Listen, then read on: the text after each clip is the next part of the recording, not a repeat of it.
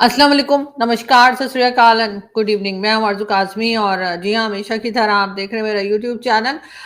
बात आज हम सबसे पहले जो करेंगे, जो टॉपिक आज हम लेकर आए हैं और जिस न्यूज़ के ऊपर हम बात करेंगे, जैसे कि आप जानते ही हैं कि कई जगह पर जिसमें कि थाईलैंड भी शामिल है, चाइना, बांग्लादेश, म्यांमार, वहाँ पर जी 7.7 रेक्टर स्केल का जो है वो अर्थक्वेक आया है और यकीनन आप लोगों इस न्यूज़ को देख चुके होंगे, पढ़ चुके होंगे, सुन चुके होंगे, लेकिन फिर भी मैंने सोचा कि मैं एक वीडियो इसके ऊपर बनाऊं और बहुत खौफनाक तरीके का ये अर्थक्वेक आया है। और वैसे तो पाकिस्तान में भी कई जगह जिसमें इस्लामाबाद से लेकर पेशावर तक ये अर्थक्वेक जो है महसूस किया गया है। हो सकता है कि बाकी जो पाकिस्तान की सिटीज हैं उसमें भी लोगों ने महसूस किया हो, लोगों को लगा हो कि अर्थक्वेक आया है। और उसके साथ साथ और दूसरी सिटीज में भी, पाकिस्तान के और भारत के भी कई शहरों में कहा जा रहा है कि ये ज़लज़ले के झटके या ये अर्थक्वेक जो था उसको लोगों ने महसूस किया। लेकिन ये 3-4 जगहें जैसे मैं आपको बता रही हूँ, म्यांमार है, उसके अंदर थाईलैंड है, उसके अंदर चाइना है और बांग्लादेश है, वहां पर बहुत खौफनाक तरीके से ये ज़लज़ला आया है, ये अर्थक्वेक आया है। और कई जगह पे अगर आप सोशल मीडिया को देखें तो कई बिल्डिंग्स आपको गिरती हुई दिखाई देंगी। इससे पहले जो है और कई जगह पर आपको दिखेगा कि लोग जो हैं वो बहुत परेशान हैं, लोग घरों से बाहर आए हैं, कई घर गिर भी गए हैं। और डिफरेंट कंट्रीज का जैसे मैंने नाम लिया, वहां पर भी जो है ये बताया जा रहा है कि काफी ज्यादा नुकसान हुआ है।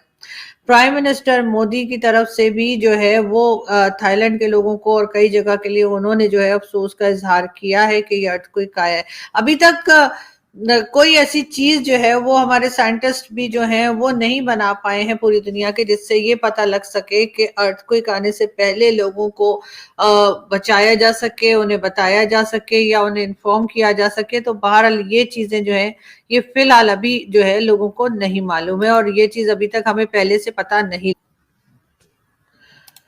काफी ज्यादा नुकसान बताया जा रहा है कि इन तमाम जगहों पर हुआ है। और अर्थक्वेक से तो आप जानते ही हैं कि वो तो अचानक से ही होता है और किसी को भी पहले से इस बात का इल्म नहीं हो पाता कि कोई इस तरह का कोई अर्थक्वेक या इस किस्म का कोई हादसा होने वाला है। इस वजह से जो कैजुअलिटीज हैं वो भी ज्यादा हो जाती हैं बिल्डिंग्स वगैरह गिरने से। और उसके अलावा भी कई तरह का नुकसान जो है वो लोगों को देखने को मिलता है। कुछ साल पहले इस्लामाबाद में जो है वो जो अर्थक्वेक आया था बड़ा खौफनाक किस्म का था। 2005 की बात है और उसमें कई बिल्डिंग्स जो हैं वो गिर गई थी और उसके अलावा काफी ज्यादा नुकसान जो है वो हुआ था, ना सिर्फ इस्लामाबाद में बल्कि आसपास जितने शहर हैं इस्लामाबाद के उन तमाम सिटीज में बहुत ज्यादा नुकसान हुआ था। पाकिस्तान में जो अर्थक्वेक आया था 2005 में, जैसे मैं आपको बता रही हूँ, तो वो था जी उसका रेक्टर स्केल पर वो था 7.6। और ये जो इस वक्त अर्थक्वेक आया है ये 7.7 है। उस वक्त भी बहुत ज्यादा नुकसान हुआ था पाकिस्तान में, आजाद कश्मीर या पीओके जिसे आप लोग कहते हैं, वहां पर पेशावर में, इस्लामाबाद और कई दूसरी सिटीज में बहुत ज्यादा जो है लोगों का जो जानी और माली नुकसान हुआ था। उसके साथ इस्लामाबाद में मारगला टावर के नाम से एक बिल्डिंग हुआ करती थी जिसमें कि यानी रिहायशी बिल्डिंग थी, लोगों के घर थे उसमें, वो पूरी की पूरी बिल्डिंग गिर गई थी और उसमें रहने वाले बहुत से लोग जो थे वो अपनी जान से चले गए थे। लेकिन बात सारी ये है कि पाकिस्तान में अभी तक इस किस्म की बिल्डिंग्स बनना शुरू नहीं हुई हैं, जो कि या अगर हुई भी है तो थोड़ी बहुत है। बिल्कुल हर बिल्डिंग जो है वो इतनी स्ट्रांग और इतनी महफूज नहीं है कि जिसको आप ये समझें कि अर्थक्वेक को सह जाएगी, अर्थक्वेक आएगा तो ये बिल्डिंग्स गिरेंगी नहीं या इसमें क्रैक्स नहीं पड़ेंगे। बहुत बार ऐसा होता है कि इस्लामाबाद में अर्थक्वेक आता है और इस किस्म की लोग जो है फौरन ही खैर घर से बाहर निकलने की करते हैं और कहा भी यही जाता है कि फौरी तौर पर आप जिस बिल्डिंग के अंदर है उस बिल्डिंग से बाहर आ जाएं। और उसके बाद बिल्डिंग्स में क्रैक्स भी पड़ जाते हैं। लेकिन बात सारी ये है कि बात सिर्फ यहीं तक नहीं रहती है कि बिल्डिंग से बाहर निकल जाएं। बिल्डिंग से जो लोग बाहर निकलते हैं उसके बाद वो उसी बिल्डिंग के नीचे मैं देखती हूँ अक्सर खड़े रहते हैं, तो उनको मैं ये जरूर कहूंगी कि उधर खड़े रहने का कोई मतलब नहीं है। और अगर खुदा ना खास्ता कोई बिल्डिंग गिरती है और आप अगर बाहर निकल भी जाते हैं और आप उसी बिल्डिंग के नीचे खड़े हो जाते हैं तब भी आपको नुकसान हो सकता है। तो इसलिए लोग जो है वो उस बिल्डिंग के नीचे ना खड़े हों बल्कि आगे की तरफ कहीं चले जाएं, किसी ग्राउंड में चले जाएं, किसी ऐसी जगह पर चले जाएं جہاں آس پاس اس طرح سے بلڈنگز وغیرہ نہ ہو. بہرحال بہت ایک بڑا نقصان جو ہے ان کنٹریز کا ہوا ہے، اور کہا یہی جاتا ہے کہ بھائی اگر اس قسم کے ارتھکوئک آئے تو اس کے بعد آفٹر شاکس بھی آتے ہیں، اور آفٹر شاکس جو ہیں وہ کافی ٹائم تک چلتے رہتے ہیں. آئی اسٹل ریمبر کہ 2005 میں جب اسلام آباد میں ارتھکوئک آیا تھا تو اس کے بعد کافی دن تک جو ہے وہ آفٹر شاکس آتے رہے تھے، اور جس کی وجہ سے لوگ جو ہیں اور زیادہ ڈرے سہمے رہتے تھے، اور اکثر لوگ جو ہیں ان کو مطلب سمجھ میں نہیں آتا تھا کہ کس طریقے سے جو ہے وہ اپنی جان بچائی جائے اور کیا کیا جائے. نیچے کے گھروں کے دام ایک دم سے بڑھ گئے تھے، جو رینٹ وغیرہ تھا وہ بھی ڈبل ہو گیا تھا، کیونکہ لوگ بلڈنگز چھوڑ چھوڑ کر سب نیچے کے گھر میں جا رہے تھے کہ شاید وہاں پر کچھ محفوظ رہیں. لیکن ظاہر ہے کچھ ٹائم کے بعد اتنی بڑی آبادی جو ہے، اتنی پاپولیشن کہاں جائے، تو وہ دوبارہ اسی طریقے سے لوگ بلڈنگز کے اندر آ گئے. لیکن بہرحال ارتھکوئک کا جیسے میں کہہ رہی ہوں کہ کچھ پتہ نہیں ہوتا ہے کب آ جائے کیا ہو جائے، تو لوگوں سے ضرور احتیاط کے لیے ہم کہیں گے کہ اپنا خیال رکھیں. اور اگر اس قسم کا کچھ فیل ہو آپ کو کہ زمین ہل رہی ہے، ارتھکوئک وغیرہ کا کچھ فیل ہو، تو فوری طور پہ اپنی بلڈنگ سے باہر چلے جائیں. ہم بڑھتے ہیں آگے، ہم بات کریں گے ایک بار پھر پاکستان کی. اور پاکستان کے لیے ہم یہ بتا دیں کہ کہا یہ جا رہا ہے کہ جی کئی گلف کنٹریز نے ورک ویزا جو ہے وہ دینا بند کر دیا ہے. پاکستان کے لوگوں کو ورک ویزا جو ہے ملنے میں مشکل ہو رہی ہے. نہ صرف یہ کہ یورپ یا امریکہ کی کنٹری میں تو ہو ہی رہا ہے، لیکن اب گلف کنٹریز نے بھی ورک ویزا یا ورک پرمٹ دینا جو ہے پاکستان کے سٹیزنز کو بہت کم کر دیا ہے، بڑی مشکل سے ملتا ہے. تو کہنا یہ ہے اب گورنمنٹ کے اور گورنمنٹ آفیشلز کا کہ اب جو ریمیٹنس آیا کرتی تھی پاکستان میں وہ بھی کم ہو جائے گی، یعنی کہ وہ اس طرح سے نہیں آ پائے گی، کیونکہ ظاہر ہے کہ بہت سے لوگوں کو گلف سے نکالا بھی دیا جائے گا، اور مزید کسی کو ویزا ملنے کا یعنی ورک ویزا ملنے کا کہ وہ وہاں رہ کر کام کر سکیں، وہ بھی جو ہے وہ اب مشکل دکھائی دے رہا ہے. ملے گا تو صحیح، ایسا نہیں کہ انہوں نے سب کو منع کر دیا ہے، لیکن یہ ضرور ہے کہ اب انہوں نے ورک ویزا جو ہے دینا کم کر دیا ہے. اور یہ یقیناً اس کے اوپر کسی کو گلف کنٹریز سے ناراض ہونے کے بجائے پاکستان یا پاکستان کے لوگوں کو اپنے جو حرکتیں، اپنے جو کرتوت ہیں اس کی طرف دیکھنا ہوگا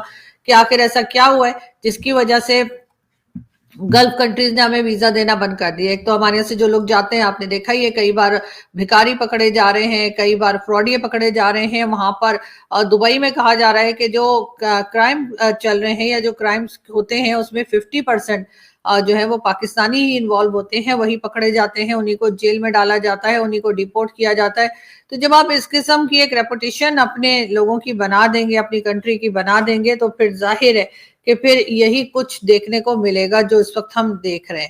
بہرحال ادھر سے یہ ضرور ہے کہ گورنمنٹ بھی جو ہے اس سلسلے میں کچھ کام کرے، اور ورنہ یہ بہت ایک نئی پرابلم جو ہے وہ یقیناً پاکستان کی گورنمنٹ اور اسٹیبلشمنٹ کے آگے کھڑی ہو جائے گی کہ اب ریمیٹنس آنے میں جو ہے مشکل ہوگی. نہ صرف آنے میں مشکل ہوگی بلکہ ریمیٹنس کہیں کم ہو جائے گی، کیونکہ اگر گلف کنٹریز نے ورک ویزا دینا بند کر دیا اور جو لوگ آلریڈی گئے ہوئے ہیں وہاں پر ورک ویزا کے اوپر گلف کنٹریز میں اگر ان کو ڈیپورٹ کر دیا گیا، تو پاکستان کو یہ بہت بڑا نقصان جو ہے وہ بھگتنا پڑے گا. کیونکہ ظاہر ہے جب لوگ وہاں جاتے ہیں اپنی فیملیز کے لیے پیسہ بھیجتے ہیں، تو وہی ریمیٹنس جب پاکستان پہنچتی ہے تو پاکستان کی گورنمنٹ کو بھی فائدہ ہوتا ہے، پاکستان کی اسٹیٹ کو بھی فائدہ ہوتا ہے.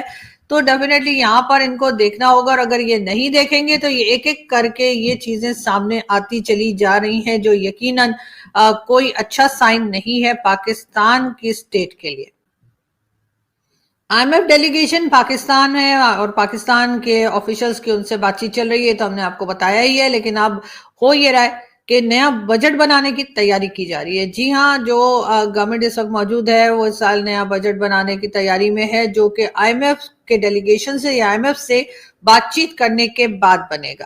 ڈیفینیٹلی IMF اس میں کئی کڑی شرطیں رکھے گا، کئی ایسی کنڈیشنز ہوں گی جو کہ بہت مشکل ہوں گی، اور عام سٹیزنز جو ہیں ان کے لیے ہی مشکل ہوگی. اس لیے کہ جو باقی کے لوگ ہیں، جو ہمارے یہاں کہا جاتا ہے کہ تقریباً 5,000 ایسی فیملیز ہیں جن کے پاس بے تحاشا پیسہ ہے، جنہیں کوئی فرق نہیں پڑتا، تو انہیں یقیناً کوئی فرق پڑنے والا نہیں ہے اس بجٹ سے کہ وہ اچھا بنے گا یا برا بنے گا یا کیسی کنڈیشنز ہوں گی. لیکن ضرور کیونکہ IMF سے پوچھ کر بنایا جا رہا ہے، تو ڈیفینیٹلی گورنمنٹ جو ہے وہ اس طرف دیکھنے میں زیادہ انٹرسٹڈ نہیں ہوگی کہ عام پبلک کے اوپر کیا حال کیا جا رہا ہے. ویسے پرائم منسٹر شہباز شریف صاحب کا کہنا یہ ہے کہ جی ہم نے हाँ, बिजली के जो बिल हैं उनमें कमी कर दी है। वो कैसे कि जी 1 रुपया पर यूनिट जो है वो बिल कम आएगा, यानी अगर आपने 500 यूनिट इस्तेमाल किए तो आपके 500 रुपए कम हो जाएंगे। अब ये सुनकर मुझे नहीं पता कि लोगों को हंसना चाहिए या रोना चाहिए, लेकिन बहरहाल गवर्नमेंट के करतूत कुछ ऐसे ही हैं और मेरा ख्याल है उधर से आगे बढ़ने के लिए वो तैयार नहीं है और ना ही वो पब्लिक का कुछ सोच रहे हैं। और अब इस वक्त जो बजट आने वाला है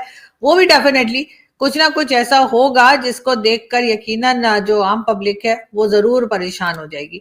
हम बढ़ते हैं आगे और हम आपको बताएं, जी हाँ, बात कर रहे हैं स्पेशल ट्रेन की, जो कि ईद के लिए जी स्पेशल ट्रेन सर्विस जो है वो शुरू कर दी गई है पाकिस्तान के तमाम ही शहरों से। अगर किसी ने अपने शहर जाना है ईद करने के लिए तो वो इस स्पेशल ट्रेन सर्विस को इस्तेमाल कर सकते हैं, उसमें ट्रेवल कर सकते हैं। तो अब देखते हैं जी। वैसे तो खैर मैं इस्लामाबाद में, और इस्लामाबाद एक ऐसी सिटी है जहाँ पे यहाँ का कोई नहीं है, कोई कराची से है, कोई लाहौर से है, कोई पेशावर से है, कोई कहीं से। और ईद से पहले तमाम लोग अपने अपने शहरों को, अगर तमाम नहीं तो 90% लोग अपने अपने शहरों को रवाना हो जाते हैं और इस्लामाबाद तकरीबन खाली खाली सा लगता है। तो जी अब जैसे कि हर साल होता है तो गवर्नमेंट जो है वो ट्रेन भी चलाई जाती है, जिसमें कि यही बताया जाता है कि ये ट्रेन जो है ईद ट्रेन के नाम से ये चलती है और इसमें लोग ट्रैवल करके अपने प्यारों के साथ ईद करने जाते हैं। प्राइम मिनिस्टर शहबाज शरीफ साहब का कहना यह है कि आप जो हमारी यूथ है, आपने अपने हुनर और मेहनत से इंशाल्लाह इस कर्जे की जिंदगी को इज्जत और वकार की जिंदगी में बदलना है। जी हाँ, प्राइम मिनिस्टर शहबाज शरीफ जो है वो यूथ से बात कर रहे थे और उनका कहना ये कि अब जो पाकिस्तान की यूथ है उसने पाकिस्तान को इस कर्जे वाली जिंदगी से निकालना है। यानी सर, कर्जा आप लेते हैं, कर्जे के लोग, जो पैसे आते हैं या जो डॉलर आते हैं वो आपके लोग और आप जैसे दूसरे लोग जो हैं उसको उस जगह नहीं लगाते जहां के लिए कर्जा लिया होता है, बल्कि करप्शन होके वो पैसा इधर उधर हो जाता है। उसके बाद आप चाहते हैं कि हमारी यूथ जो है वो अपना हुनर दिखाए और वो इस कर्जे को वापस करे। यानी कर्जा तो तब वापस करे ना जब आपने मजीद कर्जा ना लेना हो। यानी एक तरफ आप कहते हैं कर्जा लौटाना है और दूसरी तरफ दूसरी कंट्री के साथ जाकर आप कर्जा फिर ले लेते हैं। यानी अगर चाइना मांगता है तो सऊदी अरब से लेके दे दिया, सऊदी अरब मांगता है तो चाइना से लेके दे दिया, अमेरिका मांगता है तो फिर चाइना के पास पहुंच गए। यही कुछ होता रहता है। एक अजीब सी म्यूजिकल चेयर है जो चलती रहती है और पाकिस्तान का कर्जा है कि वो खत्म होने में ही नहीं आता। वैसे तो कहा यह जाता है कि हर कंट्री ही कर्जा लेती है। अगर मैं कभी ये बात करूं तो सारे पाकिस्तानी मेरे पीछे पड़ जाते हैं कि जी तमाम कंट्रीज कर्जा लेती हैं, तमाम कंट्रीज लोन लेती हैं, तो तुम्हें क्या प्रॉब्लम है? प्रॉब्लम मुझे ये है कि मेरी कंट्री सिर्फ और सिर्फ लोन लेती है, अपना कोई काम नहीं कर रहे और कर्जा है कि बढ़ता चला जा रहा है। पहले कोई 5-6 साल पहले कहा जाता था कि पाकिस्तान में जो भी बच्चा पैदा होता है उसके सर पर 1 लाख रुपए का कर्जा होता है। अब 4-5 साल के अंदर हो ये गया है कि अगर कोई भी नया बच्चा बेचारा अगर पाकिस्तान में पैदा हो ही जाए गलती से, तो उसके ऊपर 3 लाख रुपए, पाक रुपीज 3 लाख का जो है वो कर्जा होता है। यानी कि हर बच्चा अपने साथ कर्जा पहले ही लेकर आ रहा है जो कि उसने चुकाना है। अब वो चुकाया कैसे जाएगा, ये तो ना गवर्नमेंट सोचती है, ना गवर्नमेंट को लाने वाले सोचते हैं, ना ले जाने वाले सोचते हैं, क्योंकि उनको ये पता होता है कि जब तक वापस करने का टाइम आएगा तब तक ये लोग जा चुके होंगे। कोई रिटायर होके जा चुका होगा, तो कोई अपनी सीट से हट गया होगा, तो कोई लंदन चला गया होगा, कोई कनाडा और कोई दुबई और कहीं भी चले गए होंगे, लेकिन पाकिस्तान में नहीं होंगे। तो जो नए आएंगे वो जाने, उनका काम जाने, वही भुगतते रहे। और यही वजह है कि पाकिस्तान की हालत बद से बदतर होती चली जा रही है। बात करेंगे हम एक बार फिर डोनाल्ड ट्रंप साहब की, जो कि अमेरिकन प्रेसिडेंट हैं और जी इन्होंने जो है वो ये कह दिया है कि जितनी भी इंपोर्टेड कार्स आएंगी अमेरिका में उस पर 25% जो है उन्होंने टैरिफ लगा दिया है, जिसके ऊपर जर्मनी ने तो कहा हम तो नहीं दे रहे, निकलो इधर से। तो अब देखते हैं कि डोनाल्ड ट्रंप के कहने से उनको जो है वो ये टैरिफ मिलता है कि नहीं मिलता। बहरहाल 25% जो है बहुत ज्यादा है मेरे ख्याल से। और अगर कोई भी गाड़ी को इंपोर्ट करता है, जापान से करता है, जर्मनी से करता है या कहीं से भी करता है, तो उसको जी 25% टैरिफ देना पड़ेगा। और ऐसा कहना है डोनाल्ड ट्रंप साहब का, लेकिन लोग देंगे या नहीं वो तो खैर आगे जाके पता लगेगा। फिलहाल तो अभी सब इनकार ही कर रहे हैं और इनकार ही किया जा रहा है। बात करेंगे पीएम मोदी की। जी हाँ, पीएम मोदी जो है वो जी तकरीबन 3 से लेकर और 6 अप्रैल तक विजिट करेंगे श्रीलंका का। जी हाँ, श्रीलंका और थाईलैंड का विजिट करेंगे पीएम मोदी अप्रैल की फर्स्ट वीक में, यानी कि 3 तारीख से लेकर 6 तारीख तक पीएम मोदी के थाईलैंड और श्रीलंका के जो विजिट्स हैं वो तैयार हैं और वहां जाकर डेफिनेटली वो कुछ ना कुछ ट्रेड पे भी बात करेंगे, कुछ टूरिज्म पे भी बात करेंगे और कई तरह की चीजें जो कि बिजनेस लेकर आए भारत में या भारत कहीं जाकर बिजनेस करे, उसी सिलसिले में बातें होंगी। और यही चीज है जो कि किसी कंट्री की इकोनॉमी को बेहतर बनाती है और करना भी चाहिए। लेकिन हमारे अनफॉर्चुनेटली हमारी गवर्नमेंट जो है या हमारे यहाँ जो लोग आते हैं, पहले हमें बहुत उम्मीद थी नवाज शरीफ साहब की फैमिली से, नवाज शरीफ साहब की गवर्नमेंट से, कि वो क्योंकि खुद बिजनेस कम्युनिटी से हैं तो वो अगर आएंगे तो वो, या उनके लोग अगर आएंगे तो वो पाकिस्तान में बिजनेस के बारे में सोचेंगे, पाकिस्तान को की इकोनॉमी को बेहतर तौर पे चला सकेंगे। लेकिन ये लोग आते तो हैं मगर आने के बाद ये अपनी खुद की इकोनॉमी पे काम शुरू कर देते हैं, बजाय इसके कि ये पाकिस्तान की इकोनॉमी को देखें। पाकिस्तान के लोगों के साथ प्रॉब्लम यही है कि वो अपना सोचते हैं, सिर्फ और सिर्फ अपना सोचते हैं और कंट्री का नहीं सोचते। इसी वजह से प्रॉब्लम्स पे प्रॉब्लम्स फेस करते चले जा रहे हैं। साथ ही साथ हम आपको ये भी बताते चलें कि बहरहाल पीएम मोदी के जो ये विजिट्स हैं, जब ये होंगे तो हम इसके ऊपर तो डेफिनेटली अपडेट जो है वो देंगे ही आपको और इसके ऊपर भी बात करेंगे। लेकिन मैं आपको ये भी बताती चलूं कि जी पाकिस्तान जो है वहां पर इस वक्त अगर आप ईद की मतलब ईद के बिल्कुल नजदीक हम पहुंच गए हैं, रमजान जो है वो 2 या 3 दिन ही रह गए, मंडे कहा जा रहा है कि ईद है। लेकिन महंगाई का जो आलम है वो ऐसा है कि लोग अभी भी जो है वो यही परेशान हो रहे हैं कि जब नया बजट आएगा तो उसमें हम किस तरीके से गुजारा करेंगे, कैसे अपने बच्चों की फीस देंगे, कैसे घर का राशन लाएंगे, ये तमाम चीजें लेकर लोग डेफिनेटली बहुत ज्यादा परेशान है। लेकिन गवर्नमेंट जो है वो इस तरफ कोई ध्यान नहीं दे रही है, ना तो लोगों की जॉब्स लग रही है, ना ही लोगों को कोई नया रोजगार मिल रहा है। हाँ ठीक है, कभी कह देते हैं जी हम लैपटॉप स्कीम ला रहे हैं, लोगों में लैपटॉप बांट रहे हैं। लैपटॉप तो आप बांट रहे हैं लेकिन इंटरनेट तो आपने खराब कर रखा है। और फिर लोग जो है सिर्फ लैपटॉप लेकर क्या करें? गवर्नमेंट को चाहिए कि कुछ ना कुछ ऐसे हालात पैदा करे, सिक्योरिटी को देखे, सिक्योरिटी के हालात सही करे ताकि बाहर से लोग आ सके, पाकिस्तान में इन्वेस्ट कर सके, पाकिस्तान में भी कुछ बिजनेस हो। लेकिन जाहिर है जहां पर आप देखते हैं कि कभी डॉक्टर मारंग बलोच को अरेस्ट कर लिया गया, तो कभी आप देखते हैं कि बलूचिस्तान में क्या कुछ तमाशा चल रहा है और किस तरह से लोगों को मारा पीटा जा रहा है। फिर आप देखते हैं कि हमारे दोस्त, हमारे साथी, हमारे कुलीग्स जो हैं मीडिया के, उनको कभी अरेस्ट किया जाता है, कभी घर से उठा लिया जाता है और कभी क्या कुछ किया जाता है। तो ये तमाम चीजें जो हैं, जब तक ये नहीं रुकेंगी तब तक पाकिस्तान प्रोग्रेस नहीं कर पाएगा। अगर आप लोगों को इसी तरीके से दबाते रहे, उनके जायज किस्म के जो डिमांड्स हैं उनको पूरा करने के बजाय सिर्फ उनको डराया धमकाया जाता रहा, तो मुझे नहीं लगता कि पाकिस्तान कभी भी प्रोग्रेस कर पाएगा। और बात हम करेंगे लास्ट में हमारे दोस्त, हमारे कुलीग वहीद मुराद साहब की। हमने कल भी आपको बताया था कि जी उनको एजेंसी के लोग उठाकर ले गए थे, फिर उसके बाद सुबह में दूसरे दिन उनको अदालत में पेश किया गया और अब वहीद मुराद जो हैं उनको जमानत पे रिहाई मिल गई है। तो यकीनन इसमें सोशल मीडिया का बहुत हाथ है कि जिस सोशल मीडिया ने बहुत आवाज उठाई, शोर मचाया और इस तरह से वहीद मुराद साहब जो हैं वो जेल से बाहर आ पाए।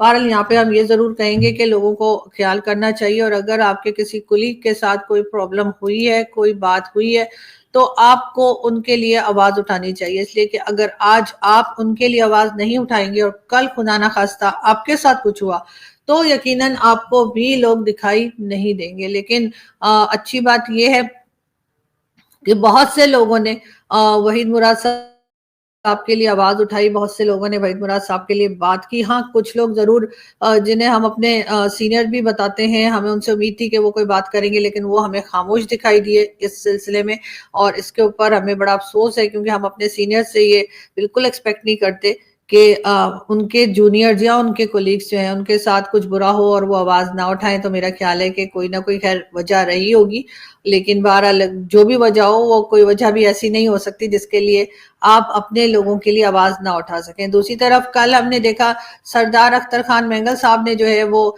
ट्विटर स्पेस में बात की, उनके साथ मोहसिन दावड़ साहब भी थे और कई सीनियर जर्नलिस्ट वगैरह भी मौजूद थे और वहां पर उन्होंने यही बात की कि बलूचिस्तान के लोगों को जीने का हक दिया जाए, उनके राइट्स उनको दिए जाएं और जो वहां पे जिस तरह से मिसिंग पर्सन्स का इशू चल रहा है उसको सीरियसली एड्रेस किया जाए और उस इशू को खत्म किया जाए। तो ये जो लड़ाई झगड़ा और जो टेंशन मची हुई है बलूचिस्तान में वो अपने आप ही जो है वो शांत हो जाएगी और वो सही हो जाएगी। तो बहरहाल यहाँ से हम चलते हैं, आपसे मुलाकात होगी नेक्स्ट वीडियो में। अपना बहुत सारा ख्याल रखिएगा, हंसते रहिए, मुस्कुराते रहिए, बहुत जल्द फिर मिलेंगे। Thank you.